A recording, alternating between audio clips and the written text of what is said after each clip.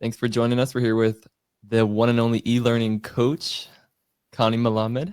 Hey, Hey, Connie. how's it going? Yeah, we're here with the e-learning coach. That's how I came to know Connie because I spent a lot of time on her Hmm. blog or her website, which is the elearningcoach.com. And this was back in 2017, but I imagine you started it before that. 2009, believe it or not. 2009. Yeah, there's so much stuff there. So over 10 years. Yeah, Yeah. there are like 350 articles. Sometimes I think, who wrote all those? I can't even remember what's on there. 350. Wow. So that's some content creation inspiration right there. So yeah, check out the site. There's a lot on there. And you have a podcast as well. So you've been creating content for the field for a while now. And that's true. It started because when I first got into the field, almost no one had a degree in it. And I thought, I learned so much in school. I need to put that out there. And now, information is all over the place. But that was my first inspiration. Nice. Yeah. I think that was my inspiration too when I started creating some videos. I'm like, what were like my top takeaways from my master's program? Like, let me just put them out there as YouTube videos. Cool. How many YouTube So videos do you have? I just passed 200 a couple weeks ago. So but some of them are like cut ups of longer Uh-huh. ones. Same So kind of deal, though, right? That's a yep. lot. That's a Just once you get lot. started, you just keep going. But that's good. All right. Hey, we have people from all over the place. I imagine we have some Connie fans here. I see we have people from Poland, DC, North Carolina, Denver, Mexico. Very nice. Chicago and Chicago, Dep. and some Devlin fans. Okay, nice. Let's see, but it looks like we're pretty split. So 56% of us are working as IDs, and about 44% of us are still looking for that first role, it looks like. Hmm. So thank you for completing the poll. I have a couple more from you, but we are here to chat about visual design. So I'm sure Connie could talk to us about anything under the sun, ID related, but Connie has wrote 2 books about visual design specifically. Seems like visual design is near and dear to your heart, It really Connie. is. As a undergrad, I was going to be an art major, but then everyone said, "Oh, make it," and I'm not very particularly good. So, and then everyone said, well, "Why don't you just be an art teacher?" So I went, "All right."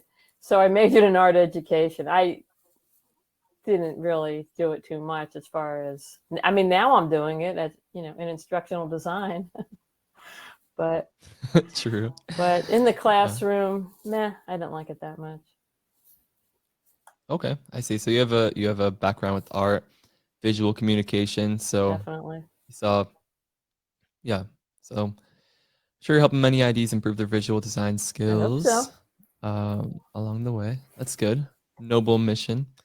People are asking for the links to your books. I grabbed your first one, and it was like seems like a hard book to come by. Possibly there wasn't a. Weren't a lot of It them. was like low stock. Mm, It's like a collector's item, maybe that I have. I'll put mine up for auction. there you go. They did ask me to do, to maybe do another version to add to it. It takes so much Yeah. time. I said, not now. I'm busy. I don't know if I feel like doing that. They do keep Okay. they But do you keep did. printing it though. You mean the first one? Yeah, Yeah, the first one, and then your second one is like more right. recent. Visual Design Solutions. That's more recent. I'll share a link to your My Books page on your Okay. site. Okay, good. So yeah, we're here to talk about visual design. And I noticed that's the title. That's how you title your books: Visual Language for Designers and Visual Design Solutions. Is this the same thing as graphic design? I think that's the more like common term I people know know. or think Actually, the of. first Yeah. book, the publisher made the title. I had a different one. I don't remember what it Oh. was. But anyway, the Oh. reason I differentiate between graphic design and visual design is because graphic design is often done by professional graphic designers that are often working in marketing and advertising. They may do concert posters. So they don't have to quite think about visuals in the same way that we do, because they can be super clever and you can sit there for 25 minutes trying to figure out what a poster is saying, maybe because they use some crazy font. But we have to do something completely different. So I just have heard people call it visual design. So I started to do that to differentiate from graphic design, because almost everything we do, we actually can't be that clever, unfortunately. And we have to be real clear and clean and communicate as quickly as we can. So I feel like it's two different fields that completely overlap, but just a little bit, of a different perspective. Yeah. Okay. So the cleverness. I mean, you say unfortunately we can't be that clever, but like for me, coming into this field with no like graphic design, visual design background, it was kind of like a fortunately. It's like, wait, I just need to be like very clear and like I don't need to, do a lot of crazy things. And that will be good enough. Like that will be fine as long as I'm not confusing people. That's a really good way to So look that at was like it. relieving for Yeah, me. Yeah, I guess if you're like an artist, it's like, oh, this is boring, but exactly. yeah. And also, there's one other thing. I like to differentiate between art and visual design because they're really different. I'll never Yeah. forget the first time I was working in the field and I went over to the graphic designer and I said, "Hey, could you draw me this?" And he said, "I don't illustrate." And I said, "What?" I mean, I'm thinking I was polite. I went, "Oh, okay." And then I went back and I mulled over it for a while. And then that's when I realized that illustration is one thing. So that's being able to render realistic items. And then graphic design is actually something different. And so you really do not have to be good at art or drawing to be good at visual design. Many of the principles overlap, but that's also a fortunate thing from that perspective. You don't have to, Yeah. you can just get into it, learn a few principles, and be better. Another graphic designer. Yeah. Trying to also explore that line between graphic design and visual design. Well, I just made it up, so you can too. Yeah, make it up. Yeah. Speak confidently about it like Connie, and you're good to go. But I have another question for the Go ahead. audience, or I'll share this. I just want to see how people think about visual design skills That's a good one. for instructional designers. I've seen this discussed. I've seen people take the other role and say visual design skills not that important. We design instruction. We don't need to know about all those visual things. So yeah, do you think visual design skills are important for IDs? I imagine with the session title, the people who are here are kind of leaning more towards thinking they're important. Yeah. So not exactly the most valid survey we're conducting here, but Some of you people have to leave. Sorry. we'll see. Yeah, we'll see if we can bring the somewhat important people over to the yes, very important camp. That's our mission for today, Okay. Connie. Maybe. Maybe. That's my next question for you. Oh, did you want to say something before we Yeah, move into Laura that? had a question about using visuals to move the story forward. Should we go with that? Yeah, Answer that question? that definitely sounds like a good question. Yeah, Okay. we can dive into it now I if you want. think that there are a lot of ways to do that. And do I think it's important to do it? I mean, I've seen Kathy Moore show an entire story that's text-based and twine. And that was kind of Yeah. interesting. So I don't know if it's a 100% necessary to do, but I always do it. And there's so many different ways to do it with like e-learning art figures or the figures that are in Storyline. I like to use the comic format where you have several panels and people are discussing things with each other. You can use some of the animation tools. I love to use visuals to move the story forward. That's my preference. Yeah. Yeah, and projects that do that definitely make an impression. It's kind of like it kind of feels Yeah. like I've seen people lately using like Beyond, but it still feels like kind of comic booky just because they're like showing those transitions. It's like an angry customer at like this shop, and then it's like you make the wrong choice and like shows them like kind of storming out of like the shop. Like it's just like a clip of them like walking, and then they like leave a review on a phone. I'm gonna That's true. I But guess also, it's because they're illustrated in a cartoonish way. The characters are all cartoonish. yeah. So, yeah. Yeah, so they definitely add something. But why do instructional designers need visual design skills? I imagine you would make that case. Maybe not every single instructional designer if you're just writing storyboards, but Sure. When you're on a small team where you have to do the graphics, it's important.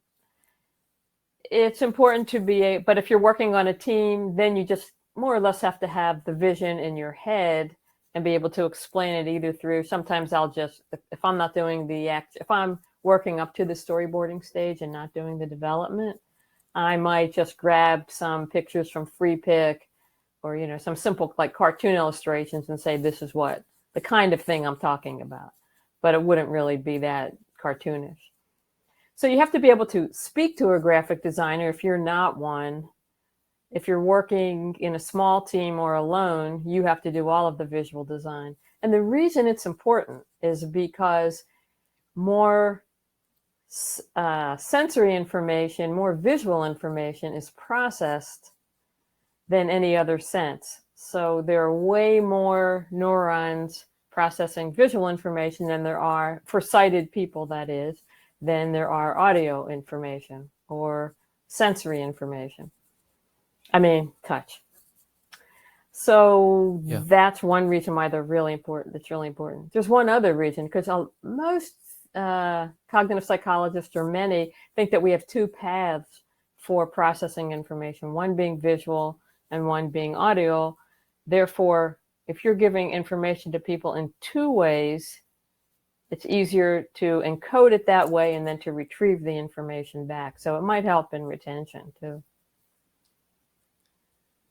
yeah, and you were also speaking about like clarity earlier, like we need to be very clear. So I mean, I'm sure some of us have experienced projects that the visual, like the layout, kind of makes it more confusing to actually get the information True. we're trying to get. Yeah, that's a whole other thing, and you're absolutely right. If someone is looking at a slide or a video or a manual or a job aid and it's very cluttered, they are going to immediately get turned off. If they have to put out a lot of effort to understand what's there, they will usually turn off or lose interest. But if we make things really clear and crisp, which means no extraneous visual information, then people are more likely to learn, comprehend. And then there's the whole thing of credibility. If it's all messy and it looks like it was made in the 1980s, like you go to those websites and you go, oh, really? I have to go through this? So if it looks dated or just cluttered, it tends to make you lose credibility. Okay, good points. I want to go into a couple of them. Like you said, a kind of technical term that not everyone here may be familiar with, but I think once I understood, like understanding that helped my visual design a lot. Extraneous visual information. So what is? I say that in my What does that mean? sleep, so I didn't realize it was technical. Yeah. That's just being cluttered. Yeah. That was just too big of a phrase. So really, it just means making things cluttered. If something isn't necessary, then it shouldn't be there. However, there's the other side to that, which is aesthetics. And sometimes you add a visual because it makes things look nice. It's decorative, yet you don't want it to be too intrusive. So sometimes I'll use a silhouette to like decorate, a silhouette of something that's relevant. I mean, the graphics have to be relevant, but sometimes we do it just for aesthetic purposes. I think there's a fine line there. Okay. But yeah, extraneous, basically unnecessary. So only include things that are necessary for helping people learn, essentially. Right. And maybe that is to help keep their attention, help reinforce a point that's being made with the text. But if you can't make a good case for why you're including something on the slide or in the video, then probably shouldn't be there. Probably, but that's where I'm saying there's a fine line, because sometimes I will do it and I see other people do it and it looks nice. Just something to dress it up because you just don't want to have slide after slide of text. Now that could be, you could go back to your instructional design and maybe be able to avoid slide after slide of text, find some other way to do it. True. But on the other hand, if you can put something in there to dress it up that is non-obtrusive, so it's kind of like a little bit pushed, a little bit muted, little bit pushed back so that people will see what's really important first, and then they might see your little bit of design second. Yeah, and I think we might look at some examples later. I know we mentioned it, I did. maybe looking at some things. I did bring Okay, something so yeah, along. so we might be able to see some examples of all of this at the Yep. end And I of the also have session.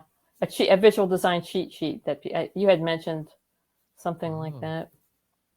perfect. Okay, that's a surprise. I didn't know you had you were bringing that. All right, gonna get that cheat sheet exclusive here. I got the idea from you, so. Perfect.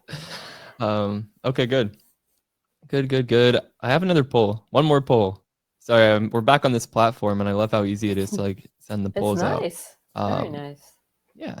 So I just want to see how people feel about their visual design skills. I've been keeping an eye on the chat. And some people I see like aren't able to practice their visual design because they work with the teams that take care of it. Lexi. And then we have some actual graphic designers here who I'm sure are very comfortable. So it's again for people watching the YouTube replay.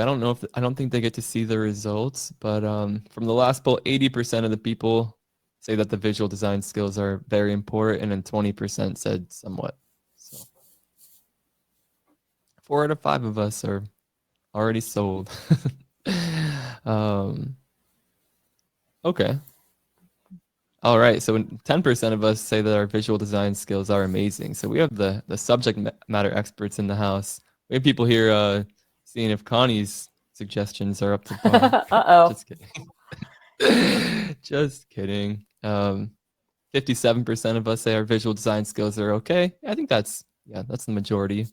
And then 30% of us don't feel very confident in our visual design skills. Personally, We're here to help with that. I always want to improve. I look at my Yeah. previous work and go, ooh, I don't like that. I could have done that better. So I'm always trying to improve so maybe some of these people who are amazing could help me out there. Yeah. Feel free to share your suggestions in the chat. I see some of you are sharing takeaways, so very helpful. Crowdsourcing this session, though. They always are. It's just Connie and I on the stage, but you're all here as well. So thank you. I see a lot of interesting comments. Can we go there for a moment? Sure. Any in particular that you want to draw attention Leonard to? has a good comment. It sounds like selecting words and images, organizing words and images, and integrating them should be at the forefront when performing visual design. That sounds like Mayer's kind of stuff. I like that. But also, they should more than not be value added. That's a really good way to put it, Heather. I think I took too long to explain it. Okay, now here's Stephanie. How do you feel about the inclusion of screenshots for clarity for software action mapping? Getting pushback from two sides. Everybody's has problems working out their visual design with people. Help learners, but also on one pager, which may not be possible. I think that's a little bit too complicated for me to answer now, Stephanie. You could shoot me an email. How's that? Send me an email, Steph. Gabriella works in an academic setting, and she can't get the SMEs to reduce the amount of textual information they share. Well, one thing you could do is educate them about how our brains are wired for graphics and for visuals. Another thing you can do is do an action map with them, so maybe they won't, so they can stay focused on what the true goal is. And then finally, you could suggest putting some of that text into a downloadable PDF file. And, maybe you can come up with some kind of compromise and using visuals instead. Another thing you could do is right in front of them, show some sample audience members, the same one thing in text and one thing in your great visual, and ask the people which is easier to understand.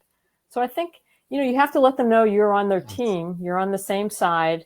All you care about is helping people learn. And maybe there are ways that you can work through it with this person. Good suggestions. Yeah, that comparison I'm sure would be helpful. So cool. And yeah, I see people have some suggestions about that as well. Thank you, Heather, sharing those best practices. All right. Okay, so yeah, so a decent number of us, 44% of us are still trying to land our first ID opportunities. So can visual design skills help us when we're looking for work, when we're trying to break into the field? Maybe this is an Yeah, obvious I question, mean, but what is your it take is on an that? obvious question, but maybe not everyone knows that. I think that if you have visual design skills, you should stress it in your resume or portfolio. If you know some of the more complex software like Illustrator and Photoshop, I think you should stress that also. I think you can show examples of job aids, information graphics, or very nicely designed e-learning courses, or manuals, whatever area you're working in, and just really stress that. I think that can make you stand out, just in the same way knowing 3 languages can make you stand out. Or, I do think there's a certain amount of talent stacking that every individual has to do, and you find your skills that are your superpowers that are better than most people's. Everyone has some, and make them stand out in your portfolio and resume. Yeah, and then like your visual design skills like won't be able to hide on your portfolio website because they're going to be immediately obvious when someone's reviewing a project or reviewing your site. That's true. I So, forgot to mention slides. I mean, that's big. Especially the people working yeah. in higher ed, they often have to make the slides for faculty. So that's big too. Yeah.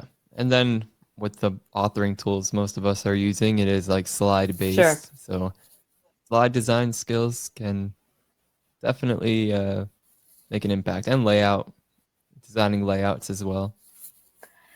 But I would design differently for, let's say, a lecture hall than I would for e-learning, because you really need to have a Yeah. large size font. You don't want a white background that's going to shimmer.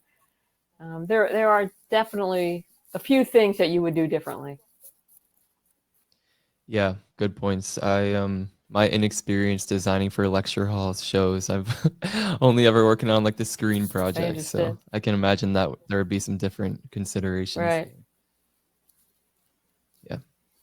Yeah. All right. Trying to keep an eye on the chat as well to make sure I don't miss Well, one anything, but interesting thing is that Heather says that in um, higher ed, visual design skills are a hot ticket item. There you go. really, Yep. that surprises me as well. Um, I'd love to hear more about that, Heather, if you want to elaborate. But yeah, the other question I had on here. Okay, sure, nice. The other question I had on here is about is good visual design making things look Mm. pretty? I don't think we even need to answer that. I feel like we kind of already went into that. But that's just like a misconception I could say that I've seen. Um, Yeah. And maybe those decorative elements, like if people are viewing it as like that, it's like, oh, it's just adding those decorative elements. But on a deeper level, it is like the layout. Yeah, the choices you're making about the background color, like you're talking about. Um, I actually have a anecdote, like one of my very first e-learning projects, and it was really good feedback that I got. One of my first e-learning projects, it was like an e-learning heroes thing. It was like create an e-learning project using only black and Hmm. white. And I did this like anti-smoking thing. Okay. So, and it was like, an animated like cigarettes, like put it out, like that kind of thing. But like my background images I got from like Pexels or Free Pick, some kind of stock image site. And it's like these like young, attractive woman like smoking. And it's like in black and white. But then someone's like, yeah, like your visual, like your visual communication isn't in line with the message you're sending. And I'm like, yeah, yeah, that makes like so much sense, and like it stuck with me like forever because I'm like, yeah, it makes no sense if I'm trying to send an anti-smoking message. I should be using like not attractive models smoking cigarettes. Obviously, rookie mistake. But Yeah, that's so interesting, because every slide that we create, every visual that we create sends a message. So in that case, you were sending the wrong message. Sometimes the message is really yeah, subtle, you know, and we have to yeah, be aware of that nuance, that subtle nuance. It's interesting. yeah. So it's not all the decorative elements. It's just like bit decisions like that as well, like with how you're communicating Yeah. visually. So that clicked for me when I got that feedback. I was like, I get it. um, let's see. So Heather, Oh, here's an interesting question. Oh How yeah. important is minimalism in visual design?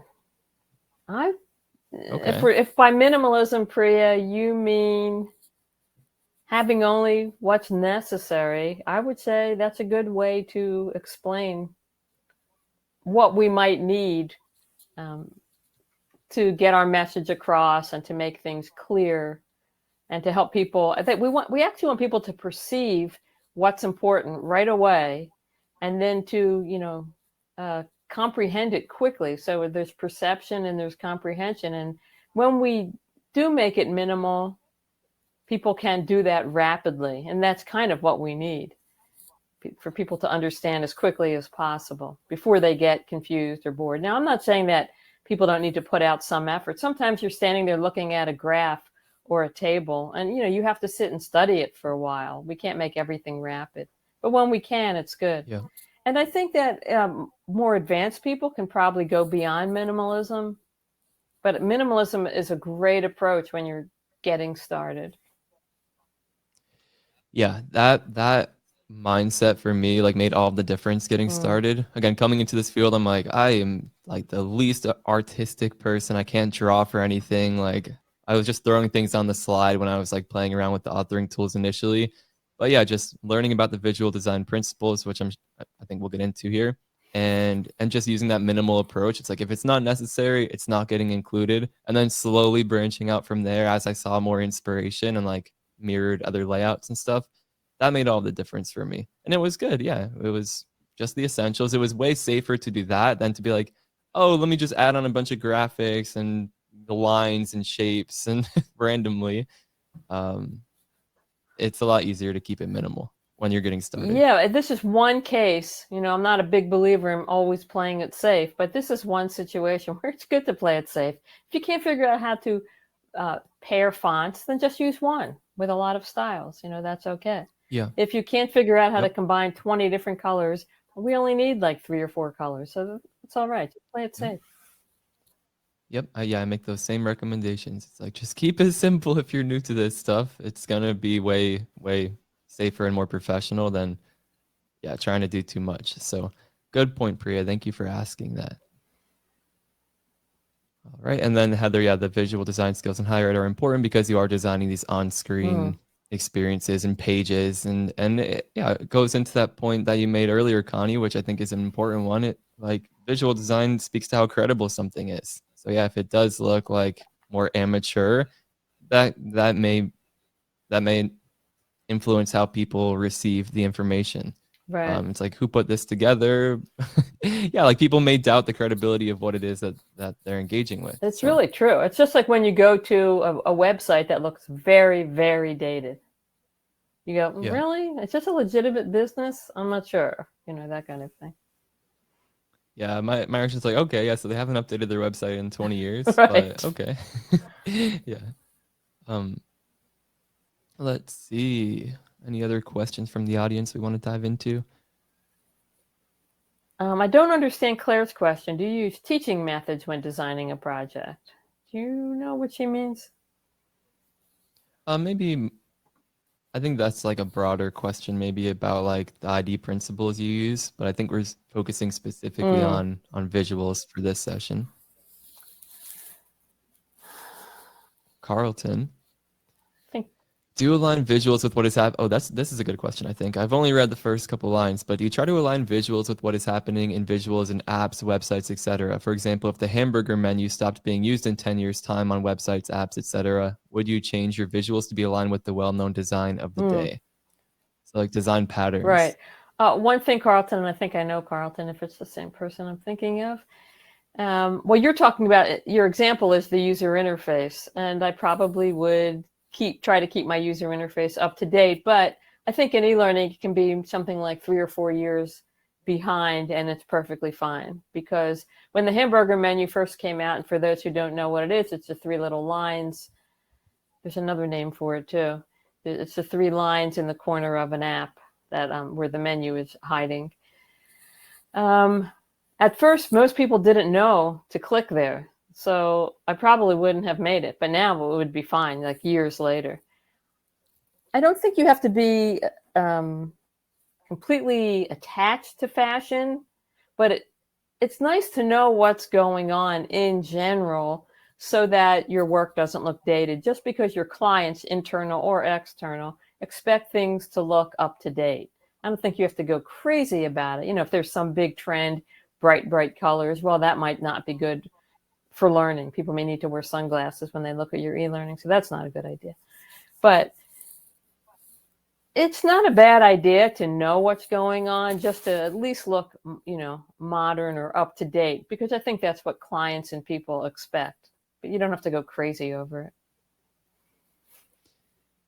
And just from like the functionality perspective, like you want the user interface to be like intuitive. You don't want people to have to like True. think too hard about how do I get to the menu. So if you're making the menu functionality the same as it is on the apps and the websites that they're going to, like you don't have to reinvent the wheel. So yeah, if you see those patterns across certain websites or apps, yeah, it's going to be more intuitive for people because they're already doing that on their web experiences. So from a functionality perspective, yeah, that's generally a safe bet to go with what other people are doing. One thing I might do, like instead of just having the hamburger menu, I would actually put the text menu on there, because I think it was NN Group, some research I saw there, where they said that having the icon with the graphic is easiest for people to use, which makes sense. Yeah, good point. Because, icons are amazing. I mean, I have studied icons a lot. I love that,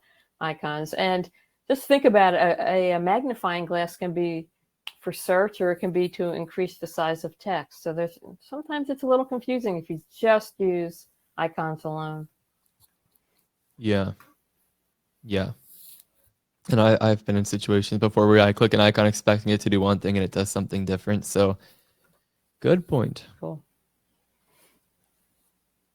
All right. I'll just ask a couple more questions. One more question, and then let's maybe get into some principles. But how should we improve our visual design skills? Maybe I've seen some people like kind of hinting at that question, but if we want to get better, what should we do? There are a lot of things to do. I think one of the easiest and very first things you do is to raise your awareness of visual design around you. So everything you see that was created by a person was at first an idea in their mind. And then they sketched it and they worked on it and they iterated it, and it became something concrete in the physical world. So every time you get a junk mail, a magazine, some of them on occasion are paper-based. If you're riding on a subway, there are always advertisements. You can see billboards, and of course websites. So look at design all around you. When you're standing in line, you may see a magazine on a rack, or I know at my bank, I am always seeing graphics that I use. I go, I know that guy. I've used him in an e-learning course. It's a big poster in the bank. When you go to the coffee shop, so just look all around you, packaging, and see how people are designing and get ideas from that. You can look at something and go, oh, I love that. That is nice and clean. Or I really don't like that. So you don't use the stuff. Make sure you don't make anything that looks like the things you don't like, and start to borrow ideas. Also, I have right behind me about 100 visual design books. And if I'm feeling stuck, I just take them and browse through them. And I do have some on my iPad, but it's not as much fun as, I don't think, it's holding it and flipping the pages. It's just, there's something about that. So that's way number 2. So 1 is design all around you, raise your awareness, constantly notice it. That's what that means. Be mindful of it, and take the ideas. Nobody cares if you take their ideas. You're going to take it and modify it to meet your needs. And then the other thing is flipping through books. And another thing you can do is, I think that e-learning heroes, whether you're using Storyline or not, looking for examples online can really help inspire ideas. So that's 3 suggestions. Yeah. What do you do, Devlin? I'm curious. The non-designer's design book in particular, like helped me a lot, like identify those principles like contrast, repetition, alignment, proximity. So so then I knew what to look for when I was like looking at inspiration. But yeah, I started seeing those principles everywhere. Mm. And then it was just like practice, like just like doing it. So it's like, okay, I have a blank slide. Let's try to make this happen here. And it was like painful in the beginning, like so painful. But I was like, okay, this everything needs to be kind of aligned. Like this needs to be balanced. Okay, I can repeat this element or these colors or throughout the pages. And then feedback helped a lot too. So feedback from clients as I was like, getting more projects under my belt. They're like, hey, yeah, maybe we shouldn't have like different text sizes on different slides. Like, let's just stick to like a couple of sizes for the whole project. I'm like, that makes a ton of sense. But when you're like when I was like more of an amateur, I'm like, oh, well, there's more text on this slide. I have to make it smaller. Right. Yeah. So, but that's not very professional from a like visual design perspective. I'm really glad you brought that up because it is practice, practice, practice. And my recommendation is to never compare your work when you're practicing with a professional designer who does it 50 hours a week and is just insanely good. What you have to do is compare your work with your own work. So work on it for a few months and then look back at your own work and then, try not to throw up.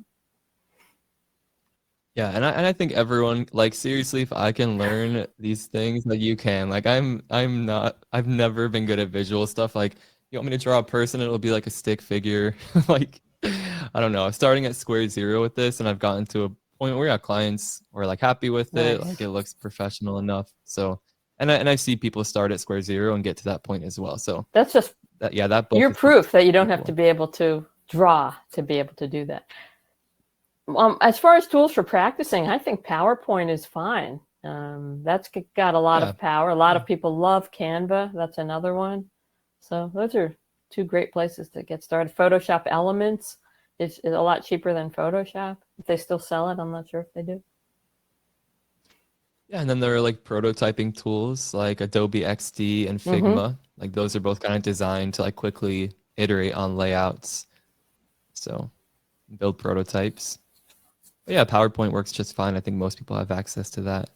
Canva, yeah, I know people love Canva. I haven't done much with Canva, but I know they have like really good templates and stuff that I know people get inspiration from those. All right. Good suggestions. And then books. I know people here like to read, so we have your books we've already shared. Oh, the Non-Designer's Design book. There's another one. What's the one that with white space in the title? Let's see. Can't think of it. I don't think I've read it. Somebody here knows it. White space is not your enemy. That one. It's a cute title. Yeah. But that is I'm sure that's a good one because that's always a big thing for people to learn is how to use negative space and treat it like a shape of its own. Yeah, a lot of people's first iterations, like things are kind of all on top of each other, and it's like we need to give this stuff room to breathe, spread it out, keep it balanced. Yeah, maybe we can get into some of those things. That's my last question for you: is what are some of these key visual design principles that we should know? And we have less than 20 minutes, so I don't think this will be like a masterclass on those principles, but maybe we can start looking at some layouts and so I have a presentation that I've given a lot of times called Crash Course in Visual Design. So I thought I would just show a few things from there. One of the first things that I always tell people is to sketch first. And the people who are professional graphic designers on this webinar or chat will probably vouch that that's very common. Anytime I've taken a graphic design course, we always had to sketch things out first. And I think there's a reason for that. I think that when you pick up paper and pencil, it opens up a different part of your brain. That's just not research-based. It's just what it feels like to me. I suddenly start getting ideas. And we're probably the only field, instructional design, with design in the title, where people don't think of themselves as designers. So you are a designer. You need to have a sketchbook on your desk because looking at a blank screen is really hard. However, if you have a sketchbook And you just start fooling around. You can make a mind map. Let me see what I have next. You can make thumbnails. Now, this is what a lot of people don't know about. So you make these little rectangles in the correct orientation of whatever you're planning to design for. So in this case, it would be a slide or something in Storyline or PowerPoint. And you just start fooling around with shapes and ideas. Even if you don't know how to draw, you can draw stick figures or little people like this, a head and a rounded rectangle. And here, for example, I might be trying to come up with a design for a title slide, for the cover slide. So I'm going to fool around with different ideas, and this is what we do in graphic design classes. Blank screen, bad. Sketchbook, good. Figuring out ideas, fooling around, great. And these are the thumbnails. Now everybody can see them. Maybe I thought I shared my desktop, but maybe I didn't. So anyway, if you can draw thumbnails, and now everybody can see this, right? That's what I'm talking about. Kind of something like this. You just sketch out people, not real people, just a geometric shape, just different shapes, and fool around. And at some point, you start to think like, oh yeah, that one, I kind of like that. That one feels good. I think I'll try that one out. And then you try it out. And if you bring it to the computer, and if you like it, you go for it. And if you don't like it, you just keep trying, because it's fast when you're making those little thumbnails. Look at how many I can put on one sketchbook page. So that's a great way to get going. I'm going to try to find another. We don't want a whole presentation. Yeah, but just iterating on those slides, just in a notebook, yeah, that would be helpful. It's lower commitment. You can do it nice and quickly. Doesn't have to look great or be super professional. Just gets the ideas flowing. And it costs about $10, so you just can't lose, you know. Yeah. Wins all around. The other thing I like to talk about is graphic space, and you can think of it in terms of three-dimensional space first. You know, if this were your office or your home, I know some of you are probably saying, oh, it is. But it's not mine, I swear. You walk into something like this and you just like don't know where to start. It makes you feel crappy. You just don't like it. But if you walked into something like this, and I know this, no one's house really looks like this, but let's just pretend. That's the concept. You walk in here and you go, oh, I feel relaxed. I can find what I need. I might even go grab a snack in that really super modern kitchen. So it just makes you feel good. And you can just take that same concept and translate it to your visual design. And we tend to perceive things as foreground and background. That's just the way our perception works. So a white space is the area not occupied by visuals or text. And so one thing that you can do to begin to improve the graphic space of your slides is to take that white space, which of course it doesn't have to be white, but it's any area that doesn't have visuals or text, and bring it forward. Look at the shape of it. Is it pleasing? Is there room to breathe, as Devlin was saying? And that's a way to begin to become aware of the white space that you're using. What's the shape of it? So that's something else. Okay, I don't want to just sit here and do an entire presentation. What were you going to say? If I could comment on those slides we just looked at. So like those 4 visual design principles, like contrast is one of them we mentioned. So notice how Connie is using contrast in these slides, like between slide 25 and 26 with those like the messy room and like the really clean modern room. Like that's a form of contrast itself. So it doesn't, and then here the obvious contrast is like the white background with like the black characters, or on the slide before it, the black background with the white characters. That's like maximum contrast from a color perspective.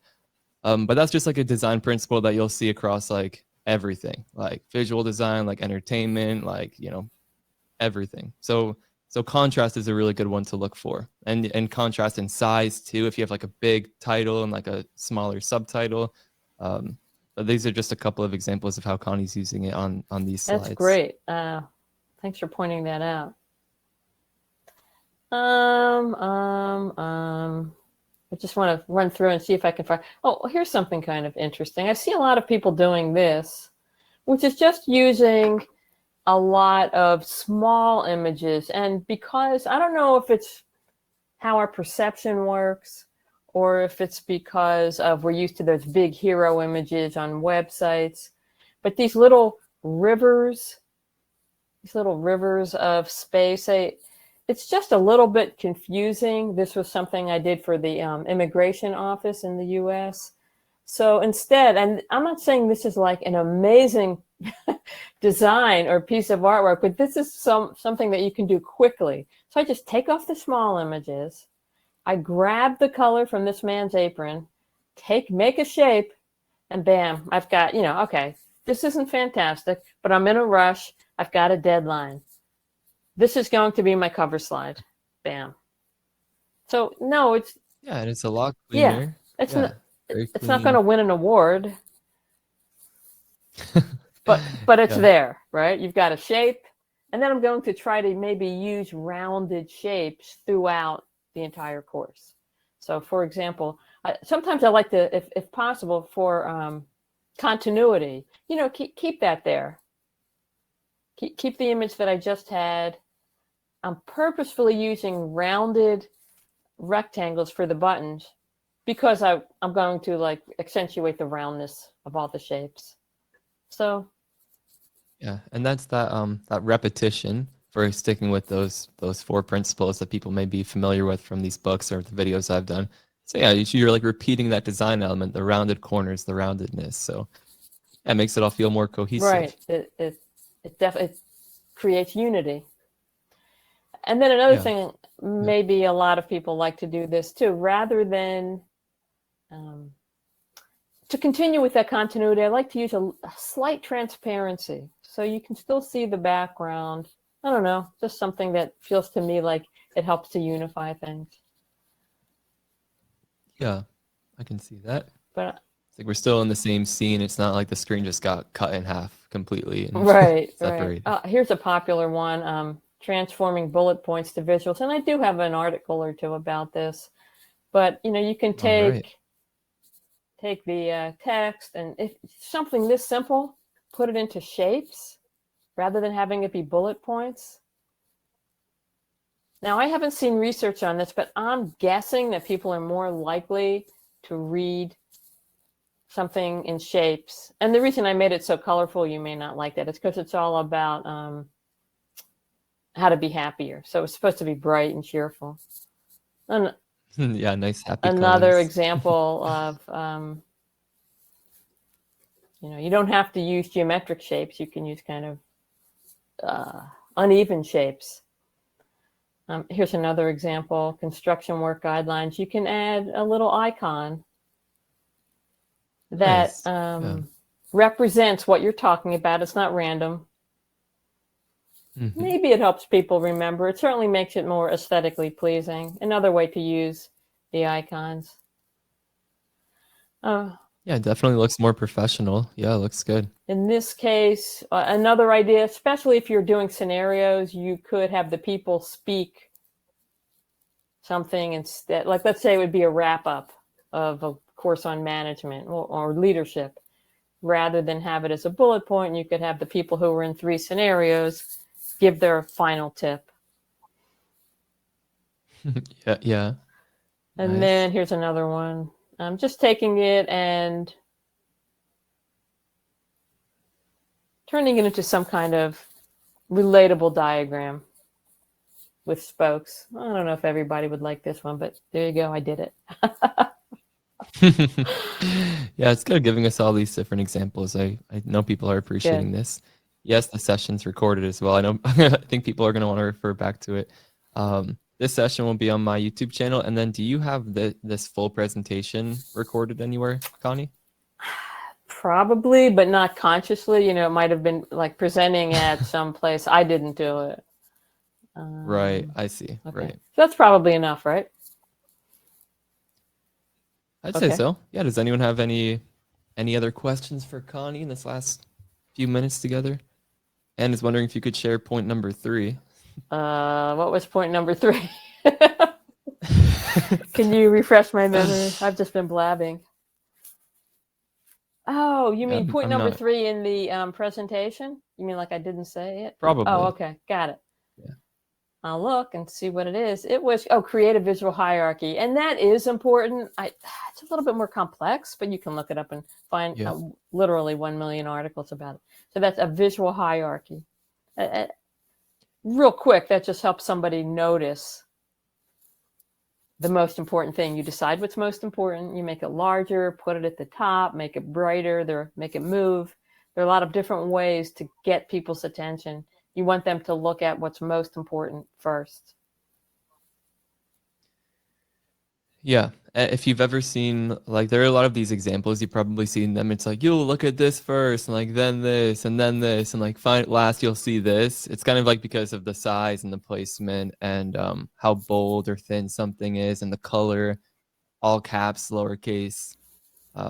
If you've ever seen something like that on social media, that's like hierarchy at play. People do it all the time in their Word documents. They make the title larger in boldface. That's a typographical hierarchy. So yeah. Maybe you have like a page number like small in the header. People see the title before they're looking at that page number, for example. So it's not necessarily people just read from like top to bottom. Some elements will be more attention grabbing than others based on how much like visual weight you give them. So definitely something worthwhile exploring. But yeah, it is a bit, when I first started reading about hierarchy, I'm like, okay, but like, what am I supposed to do about this? Like, this is confusing. That's funny. But you'll get the hang of it though as you build more layouts and practice more. People are asking for a copy of the presentation because they came late. Again, this replay will be available tomorrow on YouTube.